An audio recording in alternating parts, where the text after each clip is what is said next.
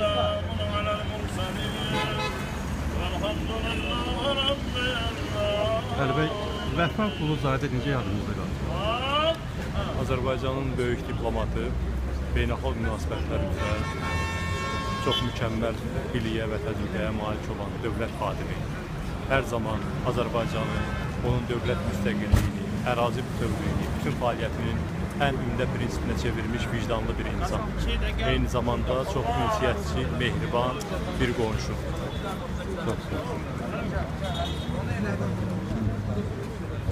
Cənab Vəfa Quluzadə necə yadınızda qalır? Vəfa Quluzadə ilk növbədə deməli, ictimai siyasi həyatda yeri olan, Azərbaycan diplomatiya tarixində mövqeyi olan, sözü olan bir adam kimi mənim yadımda qalır. Mən onların ailəsini yaxşı tanıyırdım. Vəfanın atası Mirzağa Quluzadə 50-ci illərdə Azərbaycanda gedən ictimai siyasi proseslərdə iştirak edir.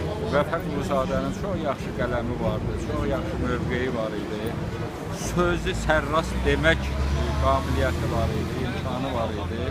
Və təəssüf ki, Azərbaycan deməli, ictimai həyatında böyük rolu olan bir adam qəflətən dünyasını dəyişdi. Çox sağ olun. Rasim müəllim, Vəfa Quluzadə necə xatirinizdə qalır? Optimist, mübariz,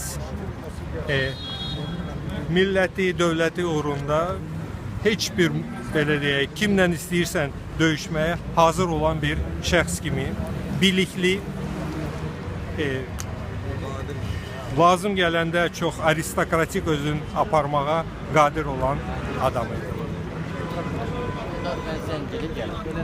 Cənab bəy, Vəfa Quluzadə ilə bir iş deyibsiniz. Necə xatirinizdə qalıbdır?